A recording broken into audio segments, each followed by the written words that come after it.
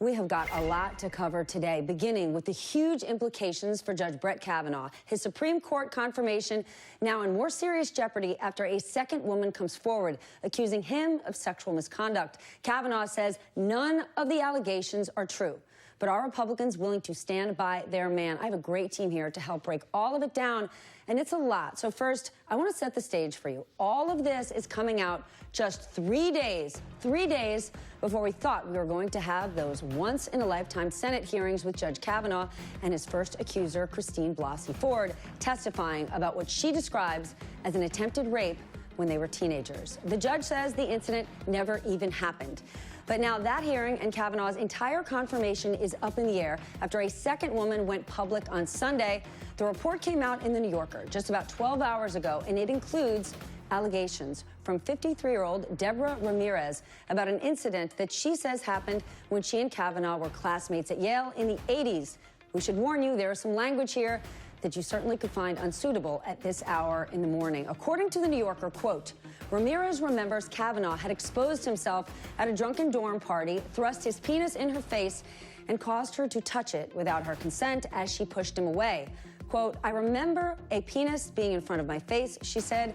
I knew that's not what I wanted, even in that state of mind. She remembers Kavanaugh standing to her right and laughing, pulling up his pants. Brett was laughing, she said. I can still see his face and his hips coming forward, like when you pull up your pants. However, this is very important. The magazine also says, quote, Ramirez acknowledged that there are significant gaps in her memories of that evening, and that if she ever presents her story to the FBI or members of the Senate, she will be inevitably pressed on her motivation for coming forward after so many years and questioned about her memory, given the fact that she was drinking at the party. In fact, quote, in her initial conversations with The New Yorker, Ramirez was reluctant to characterize Kavanaugh's role in the alleged incident with certainty.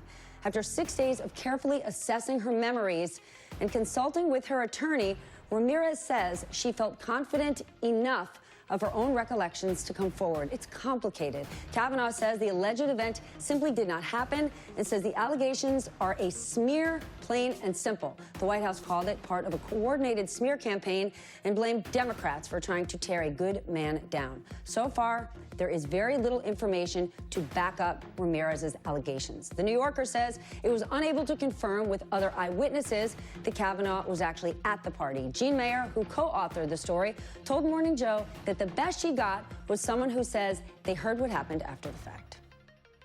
There's a very sober background source who was not part of the party, was not drunk, heard about it either that night, he thinks, or the next day. When I asked him myself, does he remember this, and is he sure that Kavanaugh was the person he heard about in this? He said to me, I am 100% sure. The New York Times says they had interviewed several dozen people over the last week in an attempt to corroborate the story and could find no one with firsthand knowledge. Ms. Ramirez herself contacted former Yale classmates asking if they recalled the incident and told some of them that she could not be certain Mr. Kavanaugh was the person who exposed himself. This morning, Kellyanne Conway appeared on CBS This Morning and said the whole thing feels like a conspiracy. Listen.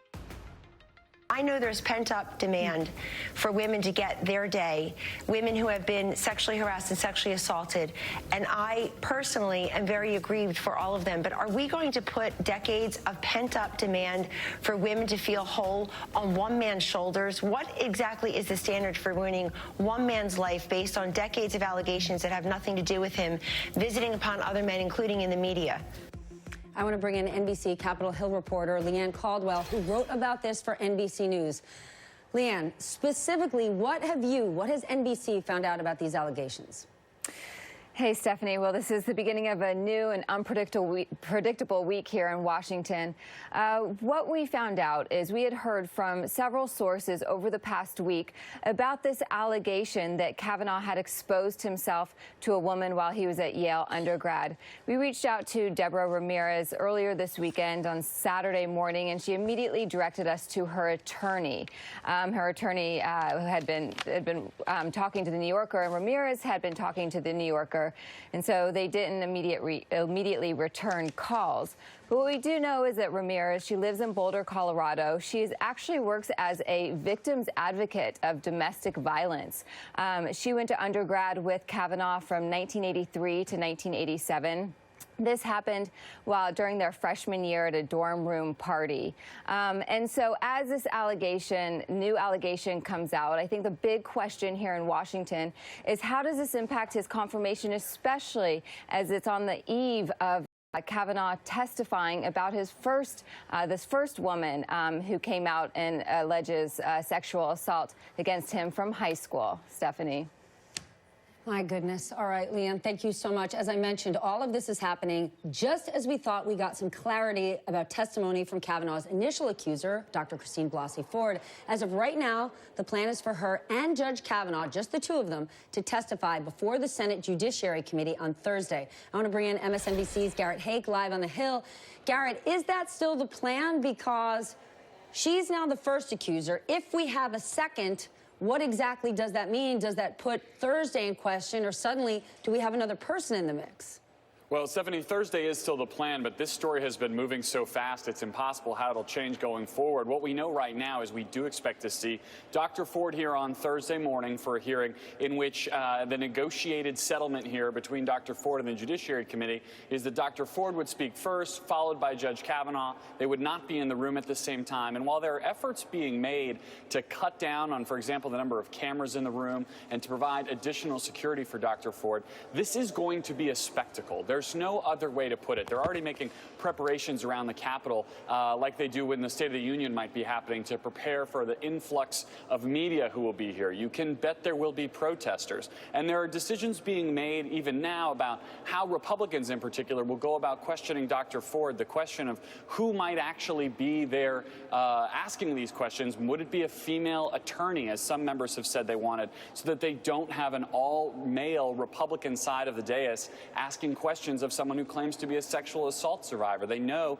that that is a bad look politically. So there are still a lot of moving parts here. And I think as we head into the week, there are at least 4 key votes to watch. The first 2 won't be surprising. Susan Collins and Lisa Murkowski, often on the fence on some of these issues, perceived moderates. Both are in favor of abortion rights. They were already thought to be on the fence about Kavanaugh, even more so now. Jeff Flake of Arizona, Bob Corker, both retiring, both thought to be potential wild cards here. Flake, I think, is the more interesting one to watch here because he's on the Judiciary Committee and will get a vote sooner rather than later if this all goes forward. But, Stephanie, I think the universe of potentially interesting votes here is even bigger than that. The sort of decency caucus, if you will, within the Republican Party, folks like James Lankford or Mike Rounds, Marco Rubio, people who talk about their faith a lot, are going to be put in a very awkward position, whether we have 1 accuser, 2 accusers, or 27 accusers by the time this is all done. This story is not going away for Republicans, and it makes Thursday very interesting. You know, Garrett brings up a good point. It's not just about Susan Collins and Lisa Murkowski. Yes, in Lisa Murkowski's home state of Alaska, we know that the governor there has already given her sort of local air cover, saying you can go with no. For Susan Collins and Murkowski, they both said that Al Franken should step down. But it doesn't just have to be women to stand up and say something. I mean, that makes absolutely no sense. And if they're concerned about optics, only men asking the questions, you could consider having more women run. Let's bring in NBC's Kristen Welker live at the White House. Kristen, any indication that the president is walking away from his nominee? Brett Kavanaugh is, there may be a lot of people in the Federalist Society, but he is one judge in the Federalist Society who has said that the president is, I don't want to say above the law, but not someone who should be indicted while he's a sitting president. And we know that matters to President Trump. There's no doubt that matters, Steph, and there's no indication that President Trump is backing away from him. Overnight, a White House official telling me that there are no plans to withdraw Brett Kavanaugh's nomination. And then just moments ago at the UN, President Trump was asked about this. He said, I am totally with him all the way. He called this totally political. So you can see the president gearing up for a fight. And that's consistent, by the way, with my conversations with officials here at the White House. President Trump is digging in on this. We know that the president had 2 separate conversations yesterday before this was made public. And he expressed no change in his views as it related to Brett Kavanaugh. And think about what we spent so much time discussing last week, Steph, the rhetoric that we heard from this president. Initially, he was very on message. He stayed away from direct attacks against Kavanaugh's initial accuser, Dr. Christine Ford. And then at the end of the week, that changed in dramatic fashion. With a tweet, the president seemed to indicate that Dr. Ford was in fact lying about her allegations. So we're seeing him really ramp up his rhetoric, and then again today by calling these new allegations totally political. Let's not forget, Steph, that this is someone who is used to a fierce fight when it comes to allegations of sexual misconduct.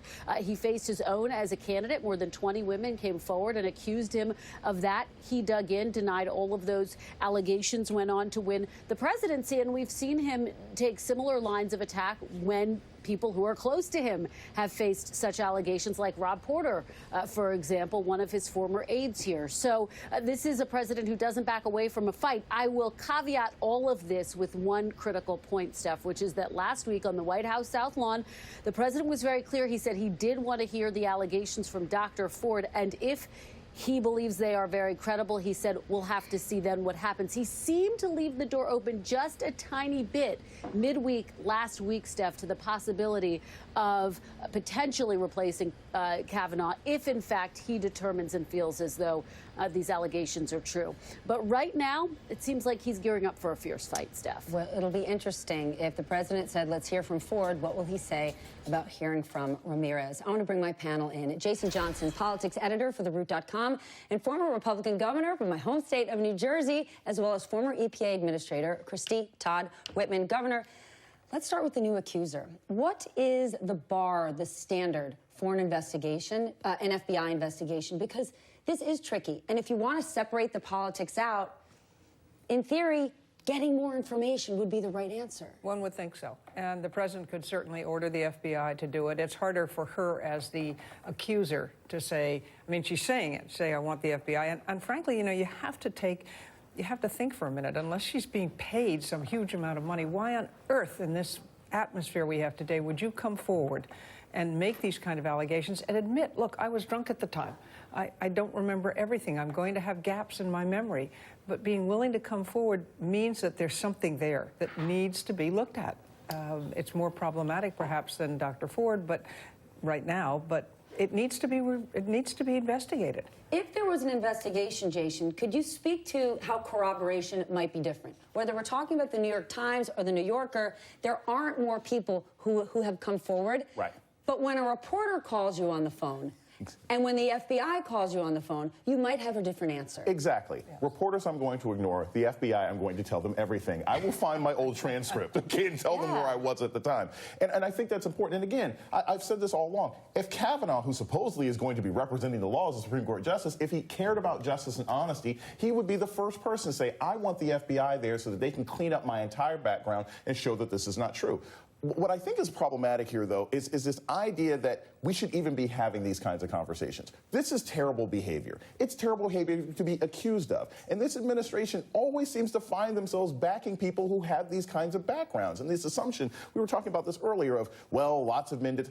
When I was in high school, I was playing Nintendo and Sega. Okay, we weren't going out and getting drunk all the time every weekend. We weren't doing the same thing in college. You've got to tell me that there are Republican men and women out there who would be great conservative justices who don't have these kinds of accusations. And I think that's something this administration should take into consideration. Then why aren't more Republicans calling for an investigation? Why aren't they subpoenaing Mark Judge? Mark Judge was in the room with Brett Kavanaugh, according to Dr. Ford. He has said Dr. Ford is wrong. This should, if I'm Brett Kavanaugh, I would say, please, politics don't matter to me. My name, my honor, my family, my legacy does. I would think he would, because he would go, if he goes into the Supreme Court, and it does seem as if the Republicans on the committee have already said we really don't care what Dr. Ford says, we're going to support him anyway. If that, in fact, happens, he goes in with this cloud over his head of who is he and what is his background really. It's terrible for his family.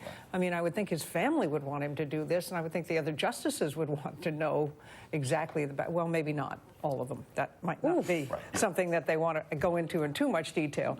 But it's very problematic to me that nowadays we finally come to the point where we're taking very seriously allegations against the Catholic Church made by men from abuse 30 years ago. And yet when a woman makes an allegation about an abuse that occurred 30 years ago, we're throwing up all kinds of roadblocks and all kinds of questions. It should be questioned. It should be investigated. It should be understood what's true and what's not true. But to try to say that somehow because she didn't come forward at the time, and frankly, that president's tweet about the loving parents was just, to me, awful.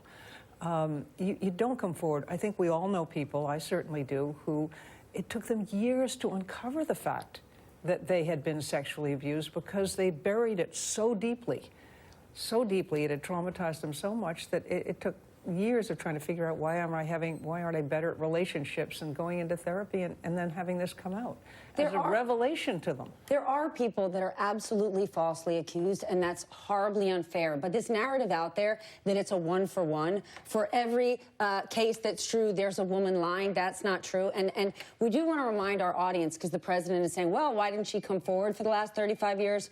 1 in 6 women suffer an assault or an attempted assault. Close to 70% do not report, mostly because they think they won't be believed, and 90% of assaulters don't even get punished. I want to share what the Wall Street Journal Ed Board wrote over the weekend. The Democratic standard for sexual assault allegations is that they should be accepted as true merely for having been made. The accuser is assumed to be telling the truth because the accuser is a woman. The burden on Mr. Kavanaugh to prove his innocence. If he cannot do so, then he is unfit to serve the court. This is what offends me. And it's not just, I can say as a man, I can say as a human being, I can say as someone who has women in my life, it doesn't matter. It's just a moral decency issue. First off, where is this magical list of women who have come forward and accused men of sexual misconduct, who've become rich and famous and wealthy off of this? It doesn't exist. People don't benefit from this. Their lives are ruined. They are threatened. They are chased out of their homes. So if you're coming forward, you really believe in your heart that something wrong happened to you, even if at the time you didn't know it was wrong. The second issue is this. This is not a trial. It's a job interview. And in a job interview, we don't have the same standards. You cannot get a job because you smell like somebody who's a bad person. So this assumption that we're going to pretend that it's a trial, but not do a full investigation and not do everything as if it's a real trial and then still pass them as a job interview, that's what offends me about this. And it's not just about magically believing women. If you're part of a club, secret society in Yale called the Tit, and I'm not going to say the other word because it's 9 in the morning, whose chant was yes, you don't need no. to say it at 9 at night either. Yeah, exactly. You know, if you're in an organization that basically does this sort of Porky's frat party, you know, Animal House nonsense, yeah, there's reason to believe you're probably engaged in a lot of bad behavior. To that point, there are lots of other Federalist Society conservative judges. Absolutely. Why stick to this? This is about the president, and the president said, this is my man. This is political because this is the one thing that has allowed the fact that he's been appointing conservative judges, very conservative judges who do not believe in a woman's right to choose what happens to her body, who are very pro-life.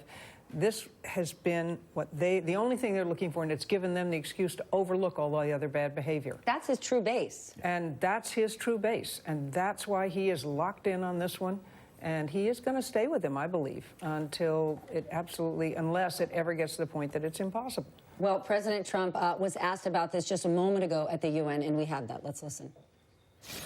There's a chance that this could be one of the single most unfair, unjust things to happen to a candidate for anything. But I am with Judge Kavanaugh, and I look forward to a vote. And for people to come out of the woodwork from 36 years ago and 30 years ago and never mention it, all of a sudden it happens. In my opinion, it's totally political. It is totally political. Do you give, I mean, it's hard to even hear that. Do you give any breath to that? Those who want to say Dianne Feinstein sat on this, here we are 2 days prior. Matt Schlapp last night, I noticed on Twitter saying, Republicans don't do this to Democrats. They absolutely do. Think back to Merrick Garland. He clearly wasn't given a fair shot. Are Democrats playing dirty?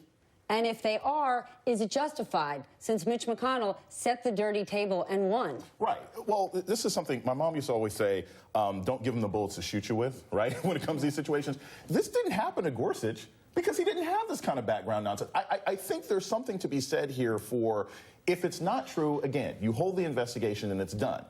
The only reason these accusations are coming forward is because he engaged in some sort of behavior that brings him into question. And at the end of the day, and this is what I think is critical, the only reason we're having these delays, right? The Republicans, technically, if it's a party line vote, they have the votes to pass this. The only reason we're having these delays is because Mitch McConnell doesn't think that members of his party believe Kavanaugh. Otherwise, they would just push this through. And that's what I think is indicative of. This is not about Democrats. This is about Republicans who doubt this guy. Governor, has Me Too actually changed anything? Because President Trump, right there, has the chance to say, let's hear it out, let's investigate it. If it's clean, which I know it will be because he's the best guy ever, he'll be confirmed. When I watch in 2018, Republicans figuring out, man, the optics don't look good. Can we get some girls in here to ask the questions? When the president says, why didn't you ask that question before?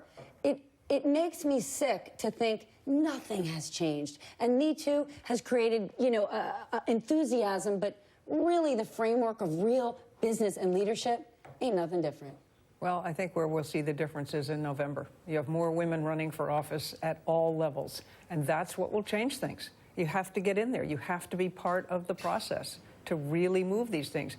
I laugh when I hear the Republicans saying, well, we're going to bring in a female lawyer at the optics. You want to say, why didn't you put more women on the committee? Why don't you encourage more women to run? If you look at the number of women who are running, the numbers for the House and the Senate are enormously tilted to the Democrats.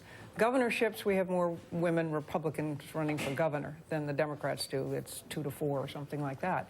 But not on the Hill. And so that's where the problem really starts for this kind of discussion, obviously, because we're talking about this. And and what's interesting, too, we haven't touched on the fact that a close friend of Brett Kavanaugh's, who's an advisor to him, published the name of somebody else and said, well, no, this is the guy who did it.